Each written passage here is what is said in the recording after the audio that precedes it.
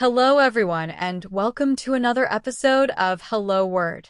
I'm Alex, and I'm thrilled you're here with me today. We have a fantastic word to explore: active. Now, you might have heard this word before, but let's dive in a bit deeper and see how it plays out in English. So, active is an adjective, meaning it describes a person, animal, or thing that is full of movement, energy, or action. If someone is active, they're not sitting still, they're on the move, involved, and making things happen. This can apply to someone who loves exercising, a child who's always exploring, or even to something non-living like an active volcano that's showing signs of eruption. Now, let's look at a few synonyms to capture different shades of what active can mean. Words like energetic, lively, and dynamic all share similar meanings.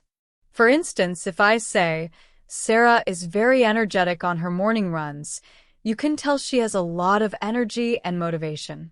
If we describe a party as lively, we imagine a fun, upbeat environment with lots of movement. When we say someone has a dynamic personality, we're highlighting that they're engaging and full of life. On the flip side, let's consider some antonyms.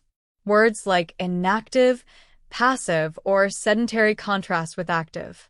For example, if someone leads a sedentary lifestyle, they spend most of their time sitting, like working at a desk all day without much physical activity. If someone is passive in a discussion, they might not participate much and just listen quietly instead of joining in with their own ideas. Let's talk about where we might use active in our daily conversations.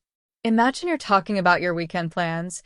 I have an active day planned with a hike in the morning and a game of tennis in the afternoon. Or you could say, my grandma is very active for her age. She takes long walks every day and gardens in the afternoon. You might also describe your role at work, saying, I'm an active member of my team, always ready to jump into new projects. Here are some sentences to illustrate.